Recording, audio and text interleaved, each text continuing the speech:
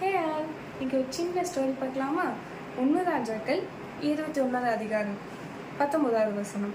நீ அவனை பார்த்து, நீ கொலை செய்ததும் எடுத்துக்கொண்டதும் இல்லையோ என்று கர்த்தர் சொல்லுகிறார். நாய்கள் நாபோத்தின் இரத்தத்தை நக்கின ஸ்தலத்திலே உன்னுடைய இரத்தத்தையும் நாய்கள் நக்கும் என்று கர்த்தர் சொல்லுகிறார் என்று சொல் என்றார். நம்மளோட தேவன் எதுக்கு இப்படி சொல்லணும்? ஏன் இவ்வளோ வைலண்டாக பேசுகிறாரு? 50 ஸ்டோரிக்குள்ள போவோமா?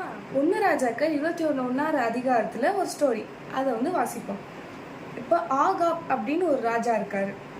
அவர் இருக்கிற அந்த நாட்டில் நாபேத் அப்படின்னு ஒரு மனுஷன் இருக்கான். அவர் ராஜாவோட அரண்மனைக்கு பக்கத்துலேயே ஒரு திராட்சை தோட்டம் வச்சிருக்காரு. இந்த ராஜா என்ன பண்ணுறாரு? ராஜானா யாரு? அவருக்கு நிறைய சொத்து இருக்கும். ஆனால் அவர் என்ன பண்ணுறாரு, இந்த நாபேத் அப்படிங்கிற மனுஷங்கிட்ட இருக்க அந்த திராட்சை தோட்டத்தை எனக்கு கொடு அப்படின்னு சொல்லி கேட்குறாரு. அவர் சும்மா ஒன்றும் கேட்கல, எனக்கு கொடு, அதை விட இன்னும் நல்ல விளைச்சல் கொடுக்குற திராட்சை தோட்டத்தை உனக்கு நான் தரேன், அது பத்தலைன்னா நான் உனக்கு பணமும் தரேன் அப்படின்னு சொல்லி இவர் சொல்கிறாரு. ஆனால் அந்த நாபேத்துங்கிற மனுஷன் கொடுக்கல. 3வது வசனத்தில் பாருங்க, நாபேத் ஆகாபை நோக்கி, நான் என் பிதாக்களின் சுதந்திரத்தை உமக்கு கொடாதபடி கர்த்தர் என்னை காப்பாராக என்றான். இங்க பிதாக்கள்னு மென்ஷன் பண்றது யாரு அப்படின்னு பார்த்தீங்கன்னா ஆபிரகாமோட ஆசீர்வாதத்தை பிதா கொடுத்தது தானே, நான் யாருக்கும் தரமாட்டேன் அப்படின்னு சொல்லி கர்த்தர் என்னை காப்பாரு அப்படின்னு சொல்லிட்டு இவர் தரமாட்டேன் அப்படின்னு சொல்லிட்டு போயிடுறாரு.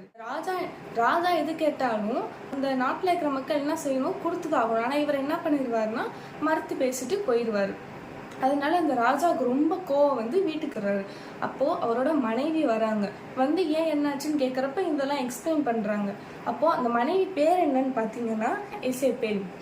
இசேபேலுக்கு மீனிங் என்னன்னா டேவில், பிசாசு, பில்லி சுனியை பண்றவங்க, அந்த ஒரு அர்த்தம் தான் அவரோட மனைவியோட பேரு. அமைதியா எதுவுமே